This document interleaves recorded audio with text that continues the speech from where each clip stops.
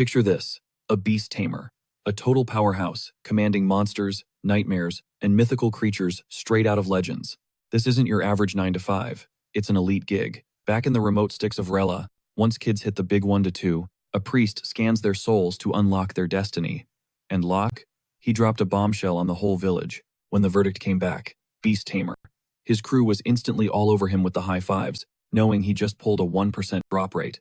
But this class was so obscure, even the priest was scratching his head. Still, the vibes were immaculate. They hyped him up, convinced he'd figure out the meta. Isaac, usually the quiet type, suddenly clenched his fist. He vowed right there to become the world's #1 gladiator. Emmy matched that energy, swearing she'd evolve into the ultimate mage. Kara played it cooler than the others, but her eyes were set on becoming a saint, with the power to heal any injury. Finally, Locke threw his hand in the pile, and they locked in a pact. S rank or bust. They laughed off the sheer audacity of that dream. But honestly, the class title didn't mean squat to our tamer. He just wanted to roll with his squad and catch good times. So, he dedicated himself to making their dreams come true. Cut to 3 years later, the royal capital is getting hammered by a brutal storm. A lone silhouette sprints through the downpour. It's Locke, now 15. He's rushing to the team's crash pad, hand on the doorknob, when he freezes. Voices inside are talking about giving him the boot. It's Isaac, ranting about how Locke is a beast tamer who hasn't tamed a single thing. He's basically a glorified pack mule carrying bags and running errands, entry-level stuff. Emmy tried to clap back, reminding him of their history. But Isaac wasn't hearing it. They're an S-rank squad now, living legends. They can't afford to drag around dead weight in the heat of battle. Then came the hesitation. She mentioned that even the hero had his eyes on their party, and this was their golden ticket. If a celebrity like that joined, the king pays attention, and their village gets saved. Facts, sure, but it stung like hell, especially for the childhood friend soaking in the rain outside. Tomorrow was D-Day. They were hitting the hell dungeon with the hero, and after the clear, Locke was getting cut from the roster. Emmy opened her mouth to argue again, but Isaac pivoted to Kara, who was clutching the dungeon map like gold. She was too paranoid to leave it at the inn. Isaac let out a resigned sigh. Meeting adjourned. Anyone wanting to chat with Locke could do it solo. Emmy bolted for the door, refusing to let the conversation die there. In the rush, they completely missed their old friend lurking in the shadows. Look, it's true the tamer hadn't snagged a sacred beast yet, but he swore to play the ultimate support role, and he delivered on that promise. While other tamers wasted years hunting pets, Locke was the team chef, the inventory manager, the scout, and the guy handling all the gritty grunt work nobody else wanted. He even handled the guild politics. Too bad the squad never realized his value. The sun rose on the next day, and a flashy guy rolled up to the S-rank crew. Meet Kid, the so-called hero in training. He flashed a smile, dropping the pleasure to meet you line. He tried to vibe with Isaac, but Isaac gave him the side eye and turned away, annoyed. So, the new guy switched targets to the ladies, laying on the cringe-worthy flirtation. While Locke analyzed the scene, the hero strutted over with a cheerful grin. But the mask slipped instantly. He called Locke a servant and ordered him to haul his gear, showing his true colors. Emmy jumped in to correct the servant label immediately. Kid faked an apology, claiming he only assumed that because Locke was mooling all the luggage. Kara cut them off, just wanting to get moving, completely ignoring the disrespect towards her friend. But first, Isaac demanded a gear check. Without a word, Kid drew his blade, flexing the Dragon Slayer's ruin, a royal gift meant to one-shot actual dragons. The party was mesmerized. The craftsmanship was god tier. However, Locke spotted a flaw. Is that a hairline fracture near the hilt? Offended, Kid snapped, pressing the cold steel against Locke's throat and barking servant again. The tamer didn't even blink, just sighed in acceptance. Isaac ordered them to ignore the drama and focus up. With the hero finally on the scene, the vibe shifted instantly. The squad felt that familiar safety net, convinced they were untouchable again. Hype levels maxed out as everyone high-fived, swearing to speedrun this dungeon and clear it with 0 casualties. Locke, however, was treated like an invisible NPC. He watched from the sidelines, a bitter déjà vu of the pact they made as kids, except he wasn't part of it this time. He felt powerless. In the past, being their rock was enough fuel to keep him going through the grind. Supporting their dreams used to be his dream, but now, he couldn't even muster a fake cheer. The squad marched into the hell dungeon with Locke, taking point like always, but Isaac was on his back, nagging him to pick up the pace every 2 seconds. The tamer was actually working overtime, casting Monster Detect to map out enemy hotspots, carefully plotting a route to avoid unnecessary brawls. Because here's the thing, the shortest path is usually a death trap, but logic wasn't on the menu today. The gladiator just couldn't process it, screaming at Locke to stop stalling. Locke tried to break down the strategy, but Isaac wasn't hearing any of it. He was too busy sucking up to the hero, desperate to rush the boss room to impress him. Kid just shrugged, throwing shade about how empty the dungeon seemed, joking that even a servant could lead the way at this rate. Locke's ears pricked up. He heard threats incoming, but the disrespect silenced him before he could warn them. Isaac asked if the hero had raided this spot before. The answer? Yeah, once. He'd tagged along with a high-tier pro and barely made it out alive. That trauma made him swear off teaming up with mediocrity ever again. Right on cue, a swarm of insectoid nightmares burst from the shadows. Locke didn't flinch. He deleted them with lethal precision and immediately pivoted back to guiding them to the next zone. But Isaac? He was triggered for no reason. He smacked the map, right out of Locke's grip, barking orders to move. He claimed his demands were basic, flying into a rage, and roasting Locke, while commanding him to sprint. Kid snatched the map, analyzed the route, and then dropped a bombshell on the group. The Tamer wasn't taking the direct line. He was taking the long way around. The squad gasped like they'd just uncovered a conspiracy. Even Emmy looked at him with fresh suspicion. Locke tried to defend his tactical choice, but Isaac was already spinning the narrative, accusing him of petty sabotage and trying to tank the mission out of spite. It was a wild, toxic accusation. Then, the unthinkable happened. Emmy walked up silently and delivered a soul-shattering slap across Locke's face. He stood there, stunned, while she played the victim, feeling totally betrayed. Tears streaming, the mage demanded to know why he couldn't get it through his head that this wasn't a game. She dropped the ultimatum. Not even she could defend him. If he kept acting like a liability, that's when it hit him. She was drinking the Kool-Aid just like the rest of them. He had explained the safety-first strategy 1,000 times before, and they used to be cool with it. The lack of trust was honestly insulting. But fine, if they wanted speed, he'd give them speed. He led them down the fast route, warning them it would be crawling with enemies. They told him to do his job and kill them, and he just nodded, totally checked out. While Isaac got scolded to focus up, Locke was stuck in a mental flashback, trying to pinpoint the exact second this friendship turned into a dumpster fire. His so-called teammates looked at him like he was dead weight, and it broke him to realize these were the same people he grew up with. Kid casually suggested kicking him from the party, while the Tamer quietly mowed down monsters in the background.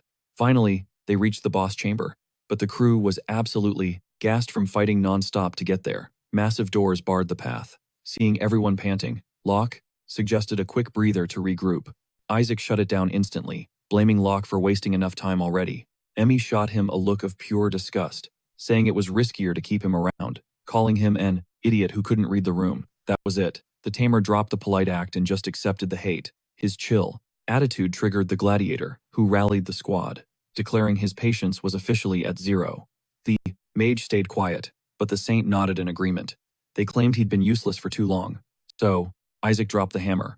The Tamer is fired the second this dungeon is cleared. Moving forward, they'd climb to the next level as a 4-man cell with Kid. Locke didn't even blink. He knew they had plotted this last night. With the elephant in the room addressed and the expulsion confirmed, Isaac got his mojo back. The 4 of them huddled up, reminding the Tamer he was officially an outsider now. His orders? Stay behind Kara and spam buffs. Just shut up and do the magic support. They shoved the heavy doors open and stepped inside to face the boss. In the center of the room, a colossal beast lay sleeping, its luxurious fur shimmering in the gloom. As his chest heaved in a steady rhythm, the atmosphere in the room shifted instantly, eyes widening in sheer panic. It wasn't just shock. They didn't expect a gray wolf. But Locke knew better. A regular gray wolf? That's weak sauce for a dungeon boss. Catching the metallic shimmer in its fur, reality hit him. This was the silver wolf, Fenrir. We're talking a legendary catastrophe that could chew up and spit out an S-rank adventurer without breaking a sweat. The only silver lining? Fenrir usually couldn't care less about humans, unless someone was stupid enough to swing first. Too bad the other 2 guys had 0 survival instincts. Thinking it was just trash mob loot, they rushed in, weapons drawn, trying to speedrun the quest.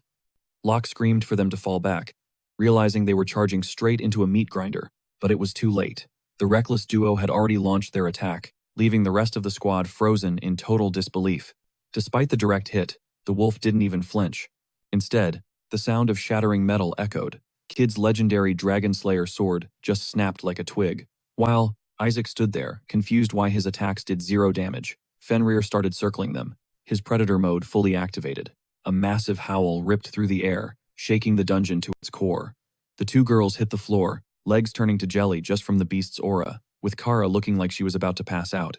Kid yelled for a full retreat, realizing he couldn't fight a boss with a broken hilt. Isaac tried to argue they hadn't even scratched it yet, But that was exactly the point. Free hits yielded 0 damage, staying meant death. They had to bail. Now, gritting their teeth, the squad turned tail and ran the second the beast lunged forward. The chase was on. Locke took point, literally carrying Kara in his arms, but leading the pack only earned him trash talk from the gladiator behind him. Locke dropped to the back, staying silent, but Kid was already cooking up a dark plan. Muttering that this was Locke's only purpose, the hero surged past the Tamer. Suddenly, he plunged the broken blade straight into Locke's chest. The betrayal was lightning fast and brutal, dropping the boy to the cold stone, body convulsing in agony.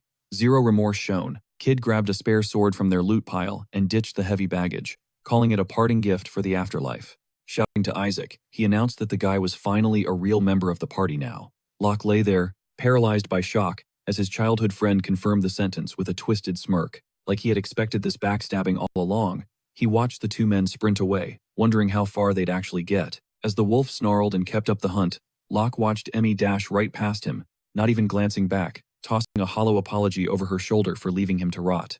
Kara was abandoned too, but she recovered enough to scramble to her feet, her only concern being the expensive dress. Stashed in the luggage, she bolted. Locke's vision started to blur, fading to black, and the last thing searing into his mind was the absolute proof of how much his so-called friends despised him. They decided he was better off dead. After all that talk about promising to do their best, about grinding to get stronger together. They claimed they trusted him, begged for his support, even said the party would fall apart without him. That betrayal cut deeper than the steel currently lodged in his ribs. While his mind raced through the trauma, Fenrir loomed over him, blocking out the light. Locke opened his mouth, letting out a weak, broken laugh. He still wanted to save those jerks. He couldn't bring himself to hate them. Fenrir growled low, looking down at the rotten humans who would sacrifice their own teammate just to save their own skins. Disgusted by such heartless behavior, the beast opened its massive jaws, deciding to at least give the boy a painless end. In that split second, Locke turned to face the wolf. Hearing the creature speak made him pause, gasping out a question about how a monster could speak the human tongue. Even the legendary beast flinched in surprise, confirming that the dying boy could actually understand its words. Both froze in disbelief. It had to be the passive effect of his beast tamer class. Now that they were on the same wavelength, Fenrir stepped closer, asking if the human still wanted to throw hands. Locke insisted he had 0 death wish, but the wolf insisted on playing a little, complaining about being bored in the dungeon for ages. The problem? Playing would definitely kill him. Locke had to use his brain. He scrambled through the abandoned luggage and grabbed Isaac's spare chest plate. With a desperate heave, he frisbee-tossed the armor over the wolf's head. Fenrir's dog software kicked in. He sprinted to catch it mid-air and trotted back, dropping the slobber-covered armor while questioning the boy's intentions. He chucks it again silently, but putting some real distance on it this time. The wolf is zigzagging back and forth, desperate to snag the prize. The second it leaves his hand, this crazy feeling hits him. Look at that tail go. It is spinning like a helicopter rotor. Without even realizing it, he is fully immersed in the game. It is pure joy. And just like that, it hits them. It has been ages since either of them felt this alive. But reality crashes in. Locke brings up what the wolf said earlier about being stuck here. Turns out, there is a barrier seal. And it is no joke, way too overpowered, even for a legendary beast to break. As they talk it out, the wolf plops down, totally bummed. Then, the tamer drops a hypothetical. If I bust you out, you rolling with me? Fenrir stares him down for a beat, then laughs it off. Good joke, kid. Locke is ready to walk away, expecting a no, when suddenly, boom, accepted. And this isn't just words. It is a pact from a species that physically cannot lie. Right then, a notification flashes in Locke's mind. The system is clear. The legendary beast wants to join the party. The voice demands the tamer's permission. It is his first time hearing it directly inside his skull, but he recognizes the phenomenon instantly. The archives are full of tamers reporting this exact thing. Though, there is that one horror story about a guy who completely lost his mind after hearing it. Still, Locke knows the stakes. He accepts the canine as his partner. Blinding light erupts from both of them. Fenrir is officially in the squad. The sacred beast sanctuary and the divine beast form unlocked. Since info on beast tamers is basically non-existent, Locke has 0 clue what kind of power he is sitting on. He's going to have to test everything out on the fly. The silver wolf is absolutely buzzing. Power and data are flooding his system now that the bond is sealed. Locke finally introduces himself properly. The wolf seems super interested in the name. And guess what? That tail starts going crazy again. He demands a new name for himself too. But Fenrir isn't asking for just any tag. He wants something sick. Something that matches his legendary vibe. Locke is stumped. He spends a solid minute racking his brain, while the wolf literally blushes with anticipation. Finally, he speaks up. How about, Lucky? Super basic, right? The wolf's face scrunches up, teeth bared. But it is not rage, he thinks it is incredible. He accepts the name instantly, and starts bouncing around the cave like a puppy. Suddenly, glitch. A treasure chest spawns out of thin air. Looks like taming the divine beast counts as clearing the dungeon boss. Nice loophole. Dying to see the loot, he cracks it open. Jackpot. First up, a mysterious bracelet, and then a massive collar that actually makes Lucky grin. It looks so stylish. The wolf begs Locke to equip it on him right now. The moment it clips on, the zoomies return. But while Lucky celebrates, Locke inspects the bracelet. A voice chimes in, announcing he has equipped the miniature garden bracelet. Apparently, he can hop in and out at will. At first, he has no clue what that means. But then, he looks closer at the glass dome, and his jaw drops. It is exactly what it says on the tin, a tiny, living world inside.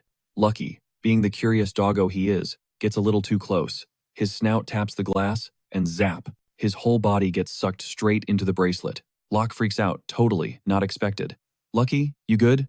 A voice echoes from the bracelet, confirming he is chill. Actually, he pops right back out, tail wagging, inviting Locke to come check out this fun garden. Sounds crazy, right? But there is only one way to find out if the wolf is trolling. Locke just thinks about entering, and blink he is inside. It is insane, like a completely separate pocket dimension. The peace, the quiet. It is the ultimate chill spot. Okay, it is not huge, but the climate is perfect. This isn't just a hangout. It is going to work perfectly, as a magical item vault.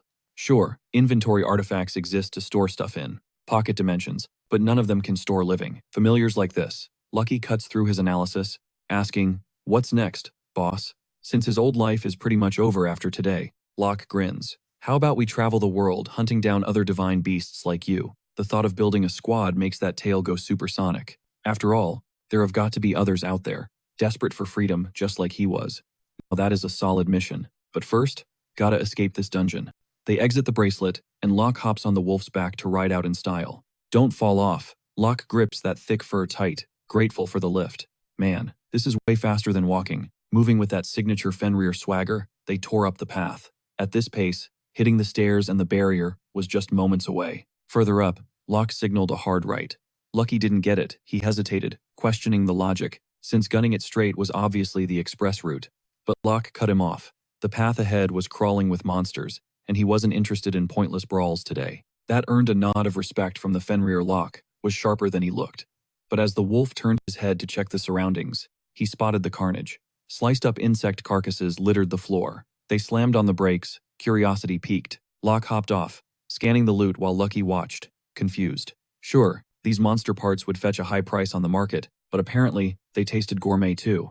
Lucky's ears perked up instantly. Forget the money, he begged for a taste test right then and there. Locke grabbed a massive chunk between his hands. Collect. A flash of light, and poof, the item vanished straight into his inventory.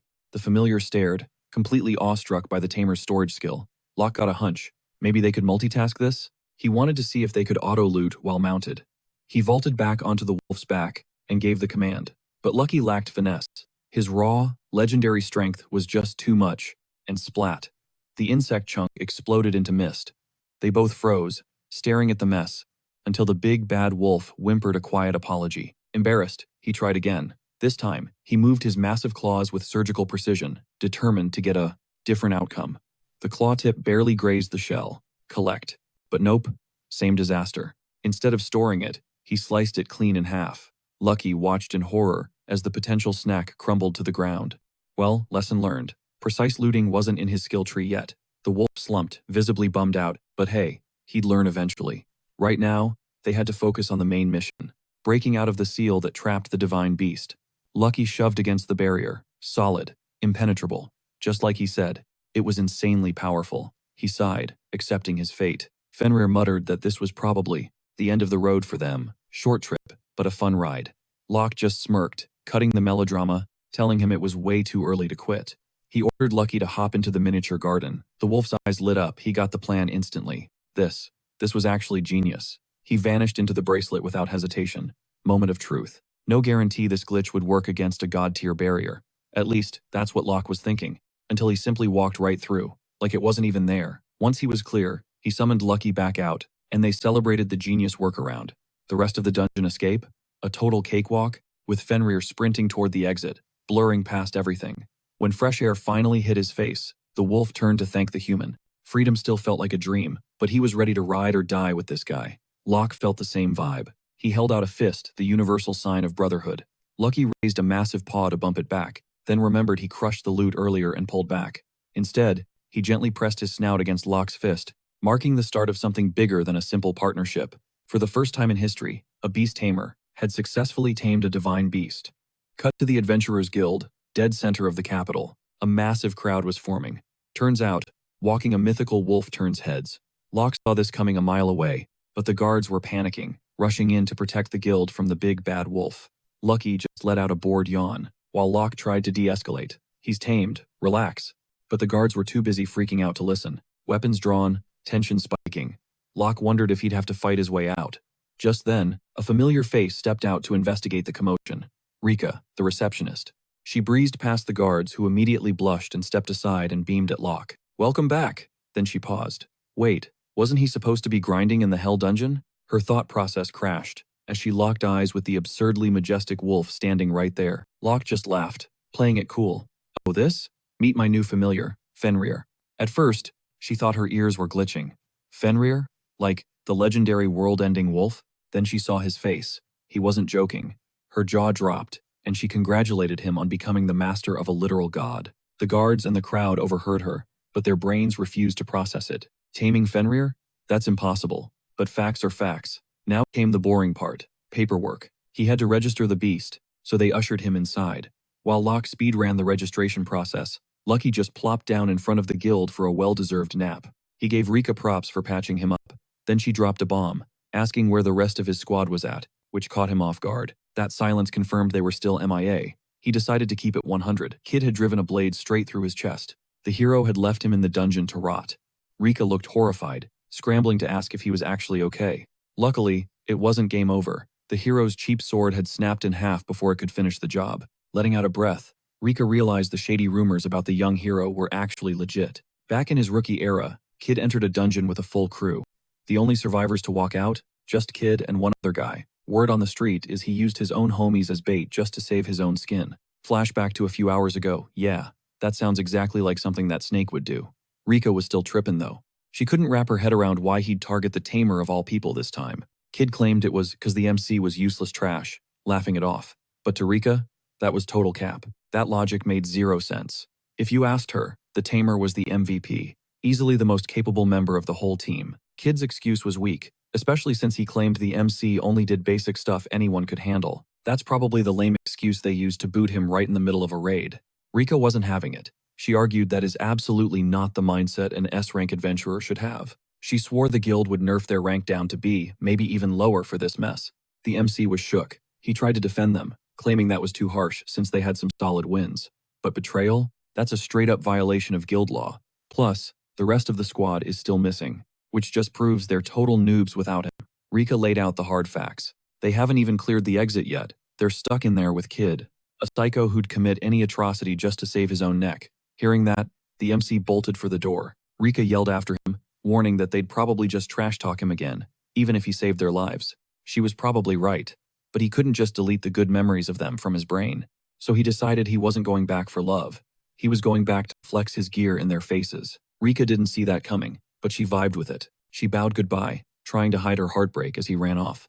Outside the guild, a familiar bark hit his ears.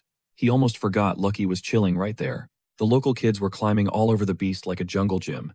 He asked his buddy if he was down for one more dungeon run. But before moving, the beast warned him, "Those snakes are undoubtedly gonna betray you again." "I know," the MC replied. "This is the last time, period."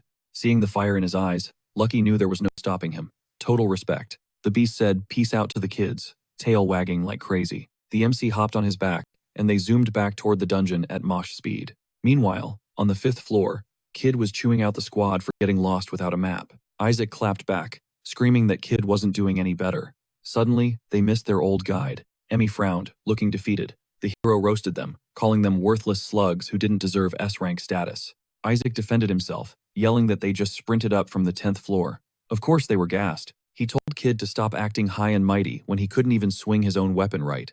They were taking the shortcut. No detours. So why were they drowning in double the monsters? Low-floor mobs are supposed to be trash, but these things felt like they were on steroids. They cleared the path, but it drained their MP. They just prayed the monsters would get weaker on the next floor. While they caught their breath, Kid asked if Isaac's spare sword was actually usable. They told the hero to chill and save his energy for when the enemies actually showed up. Kid wasn't having it. He mocked Isaac's rusty-looking blade until his face went ghost white. "Is that thing cursed?" Kid stammered. Isaac shrugged, explaining he bought it in the city and it never rusted. Never chipped either. Kid froze in disbelief. He demanded to inspect the girl's staffs immediately. His panic spiked. Looking closely, he realized the gear was god tier. He couldn't believe he was stuck with idiots who didn't know what they were holding. The gladiator is totally clueless about the insults, proving he has zero idea what's actually going on. Then, Kid drops the bomb. Lo had been flooding them with an insane amount of blessings. No wonder they hit S rank in just 3 years. This is news to Isaac, who genuinely believed they ground their way to the top on pure skill. But nope, the kid was casting impact resistance, magic buffs, the works. He was constantly channeling a skill that funneled his own mana straight into his teammates. There were so many buff layers, Kid lost count. Basically, the Beast Tamer hard carried them to where they are now, even though his own level was barely on the charts. The truth hits them like a freight train. Silence hangs heavy in the air. Isaac is absolute shambles, realizing his S-rank title belongs to Lo. Flashbacks hit. Even back then, their trainer was always hyping up the Tamer's rapid growth. In reality, the gladiator was always being compared to him, basically told to take notes from his lesser partner. It was always like that, pre-adventure days included. The Tamer's shadow has been looming over him forever. Now that the shadow is gone, Isaac's brain refuses to compute. Emmy looks worried, but Kid, he's just calculating how much of a burden they are. He checks Kara's status. Doing the math, she's got about 12 healing charges left for the squad. As for the mage, she'll have to make do with her spells. Keeping the momentum, the hero reads the room and pushes them to the next level. Before the stairs to the 4th floor, 5 orange ants block the path. A head-on collision is suicide. Those things will signal the swarm before the first punch lands. Kara is ordered to dump her remaining mana into healing everyone. Plan is, Gladiator takes point, Maid and Saint in the middle, Kid covering the rear, full sprint, no looking back, no stopping. The second the ants spot them, the hero pulls a dirty move and stabs the Saint in the back. She doesn't even process it, but Kid is already grinning that toxic smile. He leaves her in the dust, claiming a healer out of juice. Is just dead weight good for one thing? Drawing aggro. As she looks up, she sees her party sprinting away. Without a single backward glance, her trembling hand reaches out, begging them to wait. But it's game over. The swarm is already on her. She feels their presence, turns around, and sees the nightmare piling onto her. Down on the 4th floor, amidst the chaos, Isaac screams, demanding to know why Kid betrayed Kara. Kid shrugs it off. Sacrifices are part of the survival game. Besides, what happens in the dungeon stays in the dungeon. They're all accomplices now. Anyone who talks goes down with the ship. The brutal reality sinks in. It's just like back then, they abandoned Lo when they could have saved him. That makes them just as guilty as the guy holding the knife. Still, Kid didn't expect them to be this useless given their fancy rank. Isaac snaps, yelling he's not trash like them, and hurls an ant into the wall. But he's gassed. Even on the 4th floor, these monsters are tanky.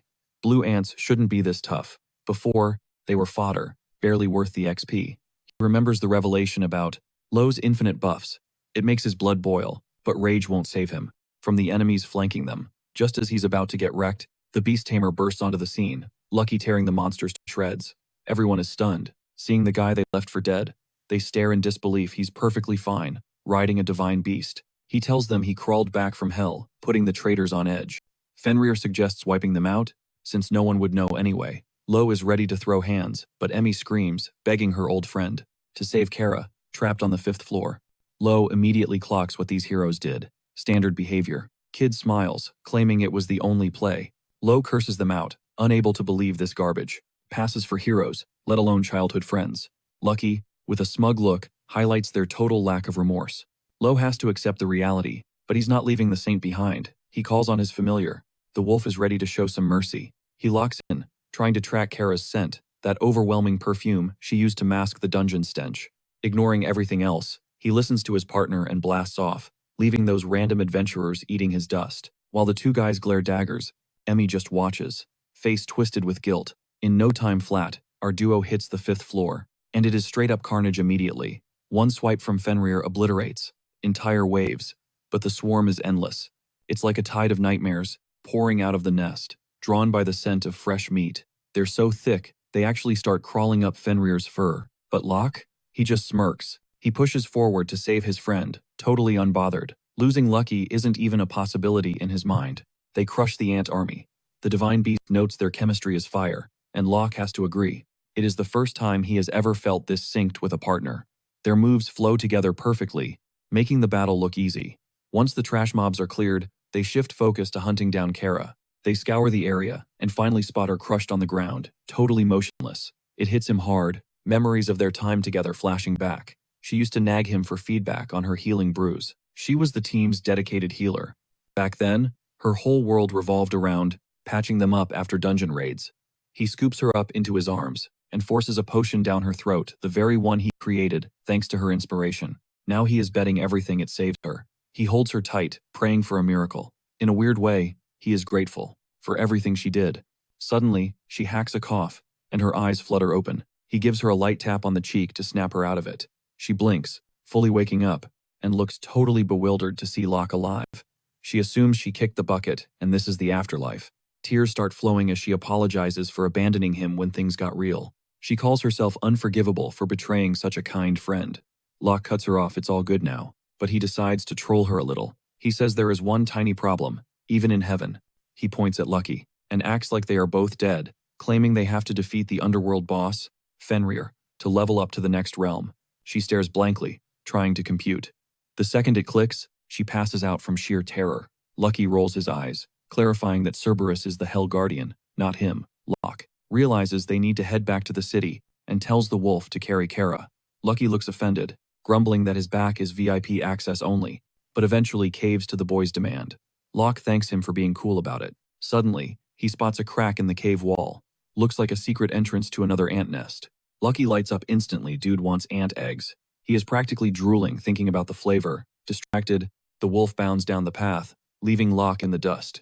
When they hit the next zone, Lucky finds his snack stash. He locks onto the target, but while Locke is checking out the eggs with curiosity, he suddenly notices one egg is a totally different color. He looks around, most of the other eggs have been smashed open. Snap. The survivors start hatching, revealing these orange juvenile ants. Locke draws his weapon, ready to brawl, but get this, instead of attacking, the ants rush him and hug his legs, calling him Papa. Lucky cracks up, joking that Locke must have a secret family on the side, explaining why he is always late. Suddenly, that voice rings in his head again, asking if he wants to recruit the orange ants into his party. He pauses. He literally just exterminated their kind, yet they want to join him. After a second of thought, he accepts. Leaving them there would be messed up. The orange ants immediately morph into human form. Locke is shook. They turned into little girls. Post-transformation, they get warped straight to the sanctuary garden. Locke tells Lucky he is dipping into the garden for a sec to check on the new recruits, leaving Kara with the wolf. Lucky agrees to babysit. Locke teleports to the sacred space. He realizes the place needs an upgrade to fit the new beasts. He pulls up the expansion menu, carefully choosing what to build. He drops in a river and a lake, then adds a shed and some fruit trees to complete the vibe. He decides to supersize the territory, transforming the area into a massive field. Once he locks it in, the sacred garden levels up into this lush, abundant landscape. He stands there jaw-dropped, totally shook by the upgrade. Across the field, he spots the orange ant squad huddled up. Curiosity peaks, so he hollers over to ask what the deal is. One zooms over, all hyped, reporting that they're scrubbing the monster corpses. He thinks that's sick. Talk about playing to your strengths. He gives her major props, telling her she's the absolute MVP of the sacred garden. The ant beams, literally glowing because Papa praised her. At this point, he just rolls with the whole dad title. Then he clocks the tiara she's rocking, guess she's the queen bee, or ant, the special one, in his army. Suddenly, he realizes he's burning daylight, time to bond with the colony later. He warps back to the bad dungeon. Instantly, Lucky is freaking out, screaming about an emergency. Locke goes into full panic mode, thinking it's another monster raid. But then, with huge puppy dog eyes, Lucky drops the bomb. The eggs hatched and the pantry is empty. Dude was just hangry. Later that night, outside the guild, Locke tells Lucky to chill for a bit while he gets Kara sorted. The beast agrees to hold down the fort. Locke kicks open the doors, Kara limp in his arms, only to find Kid throwing a massive tantrum. The guy is gaslighting everyone, insisting he had zero part in the dungeon disaster and that he's squeaky clean. Isaac backs him up, playing the victim card. We lost a friend. Why are you treating us like criminals? Rika isn't buying it, keeping the blockade tight with other adventurers. Then she spots Locke, approaching and tells him these clowns are denying everything. Kid immediately switches to nice guy mode, acting innocent, and begging Locke to clear the air, claiming the guild is being super suspicious of them for no reason. Locke plays along. I can't clear your name if the truth is dirty. He starts listing receipts he remembers clearly. How they struggled on the 4th floor and wounded Kara on the 5th just to use her as monster bait. He drops the mic. You stabbed me and left me as a snack for Fenrir. Caught red-handed. Isaac looks ready to throw hands, but Kid cuts him off, ordering him to chill. Kid gets in Locke's face, spinning the narrative. He accuses Locke of just being a bitter ex-party member, claiming he's chasing clout and spreading lies out of pure spite. He adds that Locke has zero evidence for these wild accusations. He mocks him, acting shocked that someone could lie so smoothly like it's a talent. And honestly, Locke realizes he doesn't have physical proof on hand. They get cocky, claiming that slandering a group without evidence is a crime. Since he's a hero in training, Locke could even get reported to the king, which would basically ruin him. That's when Locke pulls the ultimate power move. He yanks the broken blade fragment right out of his own neck wound. Here's your proof. Kid freezes, then stammers, claiming Locke did that to himself just to frame them. He glances at Isaac, who's lost his voice. Then Locke points to Kara. She's living proof you leave your friends to die. Seeing her friend's lifeless body, Emmy breaks down, sobbing apologies for abandoning her bestie. Locke watches her, eyes cold, not buying the crocodile tears yet. Kid doubles down. She died because she was weak trash. Not our fault. Locke cuts in. She was stabbed in the back by you and left to rot. The hero smirks, fully arrogant now. Dead girls tell no tales. You got nothing. Realizing this guy is a sociopath who won't confess, Locke leans down to wake Kara up. Hey, the guy who tried to murder you is talking smack. Let's shut him up. Suddenly, Kara mumbles something about a pretty dress. Emmy gasps, trying to shake her awake. Locke gives her another sharp slap to reboot her system. Boom, she's back, shocking the whole room. Emmy tackles her with a bone-crushing hug. Kara's gasping for air, but Locke intervenes. Save the reunion. We got a fake hero to roast. Kara locks eyes with the hero and sees red. Over being used as bait, she exposes him instantly. You monster, murderer. The crowd gasps their golden boy is actually a villain.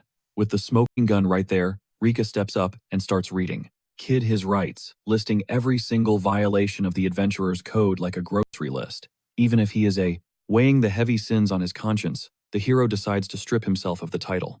With that drama settled, Locke bids farewell to Rika after all. Lucky is waiting for him outside. But just as he's about to bounce, Isaac drops to his knees right in front of him. It's a pathetic display. Isaac admits he was wrong, and actually begs Locke to lie and say the abandonment was a tragic necessity. The guy is desperate to cling to his status in an S-rank party, terrified that this scandal is going to strip everything away. Locke just sighs. It's obvious this clown hasn't learned a single thing. He looks Isaac in the eye and drops a bomb. He knew Kid was planning to stab him, and he let it play out. Isaac tries to play dumb, but Locke isn't buying it. He remembers hearing Kid ask Isaac if he was in on it. Bottom line, this was a setup from day one. They were always Dovlagus, planning to bleed him out and leave him to rot in that dungeon. Instead of apologizing, Isaac flips the script, getting salty and calling Locke an ungrateful brat. He claims he carried Locke for years, and this is the thanks he gets? He even has the audacity to claim he made Locke into an S-rank adventurer. Hearing this delusion, Rika lets out a tired sigh. Time for a reality check. Isaac is only S-rank because he rode Locke's coattails. Fact is, Locke is the only one in that squad with actual S-rank skills. The rest of them, mid-tier B or C ranks at best. Locke is shook hearing this. He spent his whole life thinking he was the weak link. Rika keeps it 100, assuring him that even if he'd teamed up with total noobs, his raw talent would have carried them to the same heights. Isaac snaps, screaming in frustration. He insists he's the alpha, stronger than Locke, and claims the receptionist is just spouting nonsense to prove a point. He throws down the gauntlet, a mission challenge. If Locke wins, Isaac accepts the demotion, but if Isaac wins, they wipe the slate clean. Locke thinks about passing on this mess. However, Rika accepts the terms on his behalf.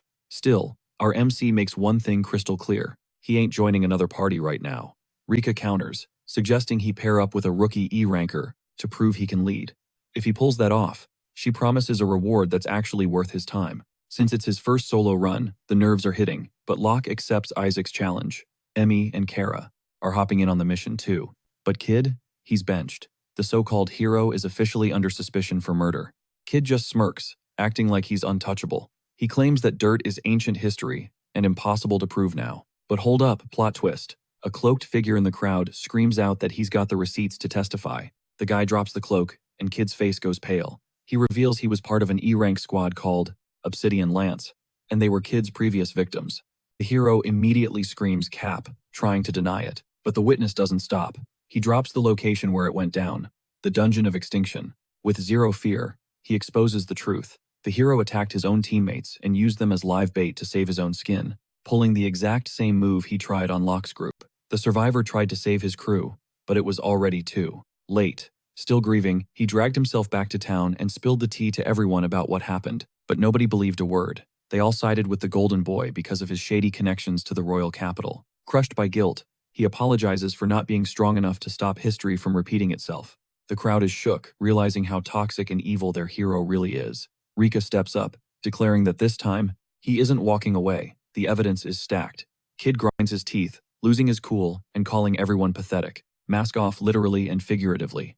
He drops the respectable hero act, draws his blade, and starts slashing at the adventurers trying to box him in. Rika screams at him to stop, adding more felonies to his rap sheet. But he's too far gone. He refuses to listen and literally spits at her for trying to lecture him. Desperate to avoid the guild's cuffs, he grabs Emmy and uses her as a human shield.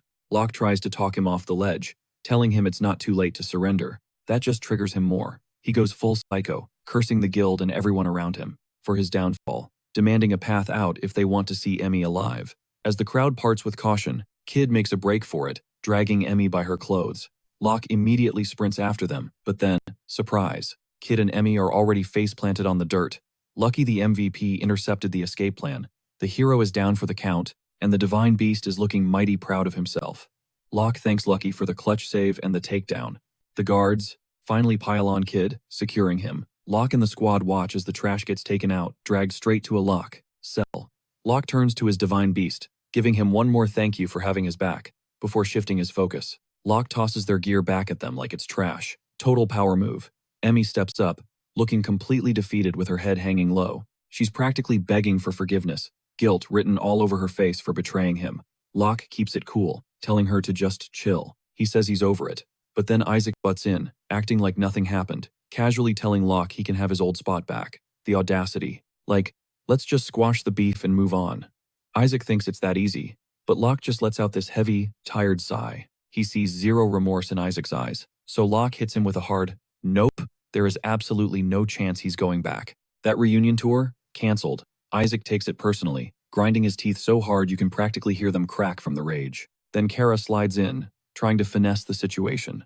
She claims since they both got played, they should team up. Locke shuts that down instantly. He reminds her she's a snake too, and he doesn't roll with traitors. Kara snaps, turning on Isaac. She blames him for wrecking the squad by recruiting that so-called hero without asking anyone first. Isaac claps back, screaming, "You're the one who said Locke was useless trash." They start going at each other's throats. Locke just stands there, watching the circus. Finally, Emmy yells at them to stop, admitting they messed up big time by doubting their friend. They stabbed him in the back just to save their own skins. The reality check hits hard, and they realize she's right. Silence falls over the room as the guilt sets in. Rika steps up to break the tension, shifting the vibe to business. She drops the details on their mandatory quest. It's a tricky one, ranging from rank C to rank B difficulty. Isaac gets his ego back instantly. He's thinking, we're C-rank pros, this is going to be a total cakewalk.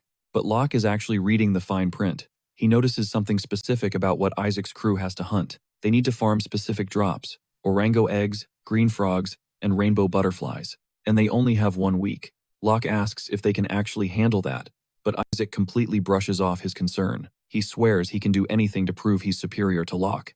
But as he looks down at the quest paper, Isaac freezes. He asks Rika for clarification, but she just gives him this mysterious, creepy smile. She teases him, asking if he's quitting already. A cold shiver shoots straight down Isaac's spine. He realizes the guild is playing 4D chess. It's a punishment. Isaac is absolutely terrified of green frogs. Emmy has a massive phobia of bug monsters, and Kara hates orangos. The guild doesn't play nice with rule breakers. They messed up, and now they're being tested to save the guild's reputation. It's karma served cold. Isaac swallows his pride and accepts the nightmare quest. Once that toxic squad is finally gone, Rika shifts gears. It's time to hook Locke up with his new partner, Sanon. Since the prep takes a minute, She tells Locke to chill in the garden.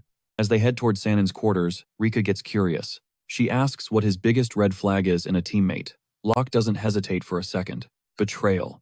He also hates people who can't follow orders, they're just walking disasters. Then it hits him, Rika controls the quests. He asks if she's gonna be okay after all that drama earlier. She flashes a confident smile and drops a bomb. She's actually the vice chief's assistant. She's got real power, not just a receptionist NPC. That realization makes Locke pause. Flashback to 3 years ago, she took care of him back then. He starts wondering how old she must be to have that much clout. But he knows better than to ask a lady her age. He gets nervous and lies, saying he's just thinking about Sanon. Rika warns him that Sanon's situation is complicated, but she guarantees Sanon won't stab him in the back. She admits Sanon is paranoid, but has a good heart. They head to the training grounds for the meetup. They go deep underground, a restricted area Locke has never seen. The doors slide open, and his jaw drops. Meet Sanon, the elf. Locke is confused. Elves usually aren't adventurers. Then he spots it, the slave collar around her neck. Rika confirms his suspicion. She's a slave adventurer, property of the guild. And here's the kicker. Her last 5 masters? Dead. Every single one. 2 natural causes. 1 got poisoned. 1 took a long walk off a short cliff. And a monster ate the last one. That's how the guild got stuck with her. Her last owner owed the guild big money. Locke agrees these accidents sound super shady. That's not bad luck. That's a pattern. Sanon stares him down, warning him that she's a grim reaper. She tells him to run while he still can. But for Locke, it's already too late to turn back. Too late to back out now, he already took the gig. Suddenly, her gaze snaps into focus, weapon raised high. The blade presses right against his jugular. With a look that screams danger, she warns him to keep his distance, mocking him for failing to dodge such a basic, amateur strike. Stone-faced, he claps back. He didn't fail to dodge. He chose to take the hit. She grinds her teeth, absolutely rattled. Trembling with rage, she steps closer, demanding to know if he has a death wish. She admits she gave up on living a long time ago. The moment those chains went on, tears start streaming down her face as she begs him to walk away. She's sick and tired of watching people drop dead around her. He cuts in, calm as ever, promising her everything's gonna be fine. Snatching up a wooden training sword, he smirks. He's just the kind of guy who can't say no to a damsel in distress. She lunges again, but he stands his ground like a statue. Realizing he's not budging, she decides to go all out. Determined to force him back, she unleashes a rapid-fire combo of strikes. As he parries her onslaught, he realizes she's got speed and precision. She wasn't bluffing about pushing him back. Judging by her footwork, she's definitely put in the hours. But losing isn't in his vocabulary. He swings his weapon with raw, brutal force. Shannon's sword goes flying as she hits the dirt. He points out that textbook swordsmanship is way too predictable. Game over, she needs to yield. But she refuses to stay down. She launches herself at him, throwing a vicious kick to keep the pressure on. He clocks her solid foundation in martial arts immediately. But just like her swordplay, her brawling style is rough around the edges, lacking real combat experience. He catches her fist mid-air and slams her into the ground with overwhelming power. A cry of pain tears from her throat, yet she won't tap out, because her defeat means his death. She tries to convince him he won't die because of her. He tells her to just trust him, but she can't. That's the same line everyone else used right before they died. Still shaking from the impact, she declares there's no way she can beat him. Determined to stop her from sacrificing herself, he offers to show her exactly why he's unkillable. Time for the ultimate flex. He summons Lucky, and the massive Fenrir materializes. The wolf lets out a bone-chilling howl. Lucky is so terrifying he intimidates a bird right out of the sky. Shannon is completely floored, realizing he has the literal divine beast Fenrir as his pet. Shannon's mind drifts back to the past. In her memories, life is good with her little brother Sess, who is 5 years her junior. Born and raised in the elven village, she thought those happy days would last forever. But everything shattered the day Sess vanished. Her parents rushed into the woods to find him, telling her to stay put. Sitting still wasn't an option. She chased after them into the forest. Pushing deeper into the unknown, she ended up at the wizard's mansion. Their playground was the Forest of Affection, a sacred place where elves and humans swore an oath of friendship. Deep in those woods stood the mansion, rumored to be occupied by a wizard. But it was a forbidden zone for everyone except a chosen few. The place looked untouched. She doubted her brother was inside. Still, she crept forward, needing to see for herself, just to be sure. Pushing the door open, she was swallowed by the mansion's gloomy interior. Creeped out by the dead silence, she yelled out for anyone. Suddenly, a door on the second floor creaked open. She bolted up the stairs. Bursting into the room, she found her little brother passed out cold on a table. She rushed to his side, checking his vitals. He was breathing, Relief washed over her, and she decided to get him home immediately. That's when she felt eyes on her from above. Glancing up, she saw a shadowy spirit, staring daggers at her. She scooped up her brother and ran for the exit, but the door was locked tight. As the shadow closed in, she begged for her brother's life. Instead of listening, the dark spirit dove straight into her body. Her chest tightened in agony, and everything went black. When she came to, she was shocked to find herself back home. Cess was safe and sound, which was a huge relief. But after that day, the nightmare began.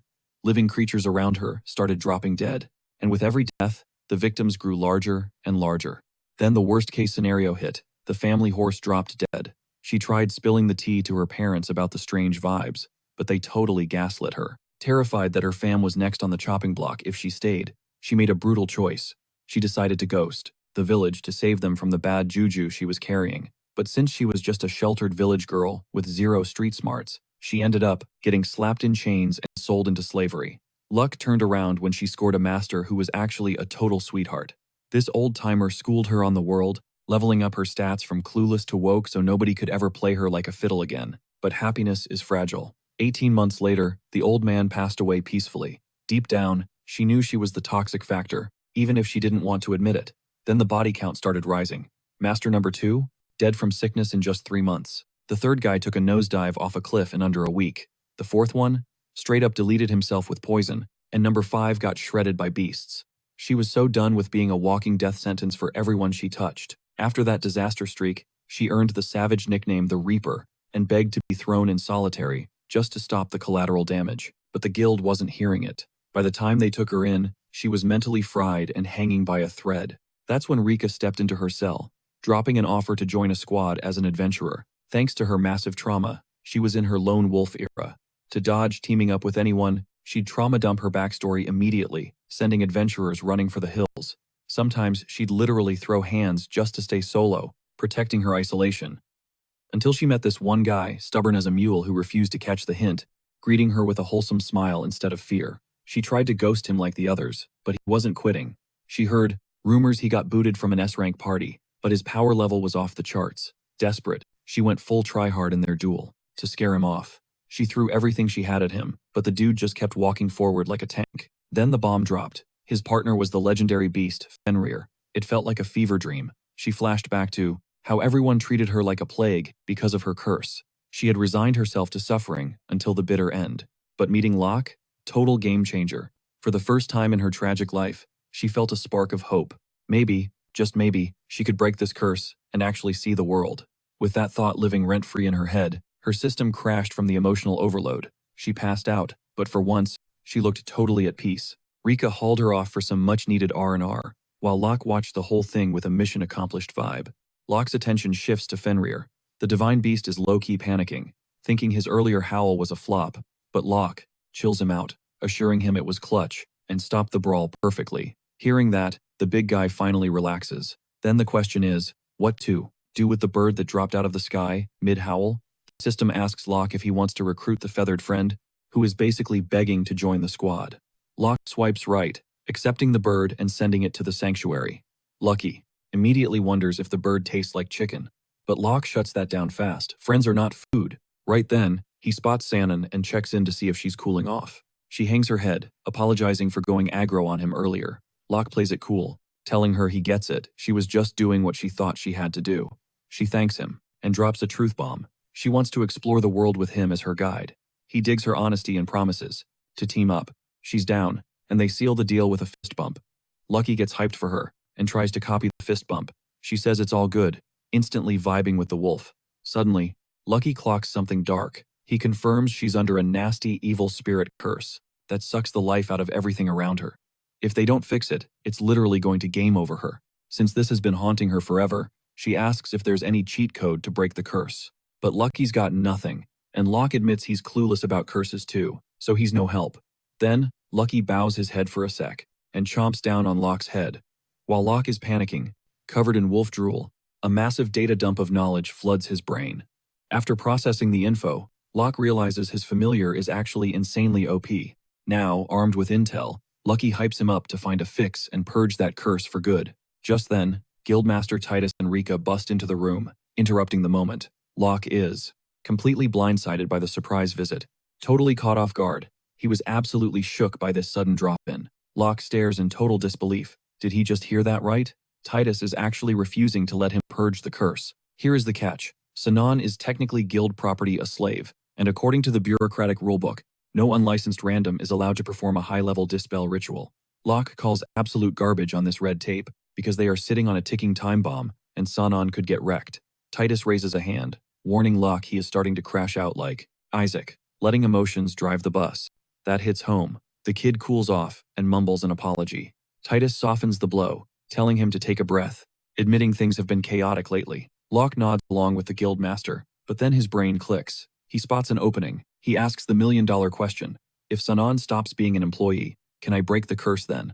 A sly smirk tugs at Titus's lips. The old man loves it. Sharp kid. He cuts to the chase. Locke needs to buy Sanon's contract from the guild. That is the loophole. If he steps up and buys her out, she is no longer on the payroll, and he is free to shatter that curse. Locke is down to help, but damn, that is a massive life decision out of nowhere. Titus grins, asking what Locke thinks the guild actually stands for. The kid gives the textbook answer, to support adventurers. Sure, that is part of it, but Titus drops some wisdom. The guild exists to facilitate happiness. That is why Isaac's snake-like betrayal cannot fly.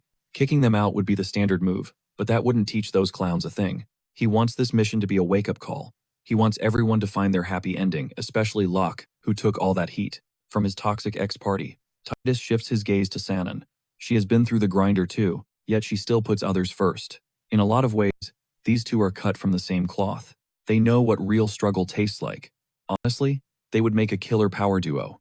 Hearing this, Locke is shook. He thought he was alone in this, but it turns out the big boss was actually paying attention the whole time. He turns to Sinan, locking eyes with her. What do you want to do? She hesitates, falling back on her I am just a slave mindset.